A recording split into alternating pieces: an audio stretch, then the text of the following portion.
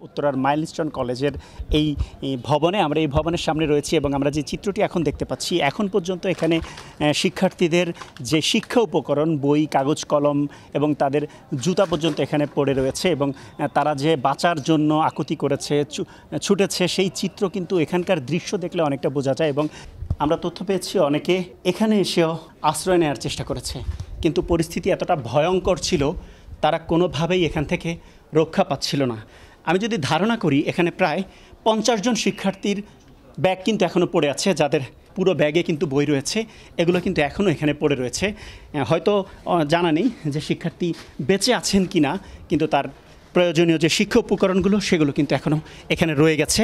তবে মরদেহ নিয়ে যে বিতর্ক রয়েছে সেই বিতর্কের অবসান করা সম্ভব। আমরা যেমনটি দেখেছি যে আসলে এখানে শিক্ষার্থীদের হাজিরা খাতা রয়েছে, এই যে একটি প্রত্যেকটি ক্লাসের শিক্ষার্থীদের যেহেতু হাজিরা খাতাগুলো এখানে রয়েছে, এই হাজিরা খাতাগুলো থেকে ডিজাইন, এলিগেন্স, বিউটি, সেরা পণ্য সবার জন্য জেভিকো। আমরা দেখেছি এখানে শিক্ষার্থীদের নাম, আমরা দেখতে পেয়েছি এখানে শিক্ষার্থীদের নাম, ছবি এবং অভিভাবকের মোবাইল নম্বর, ঠিকানা সবই রয়েছে।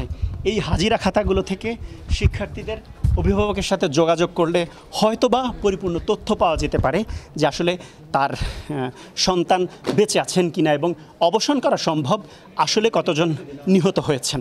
শিক্ষার্থীদের পায়ের জুতা কিন্তু এখানে খুলে পড়ে আছে, তার মানে ধারণা করা যাচ্ছে তারা বাঁচার জন্য কি পরিমাণ চেষ্টা করেছিল, আকুতি করেছিল।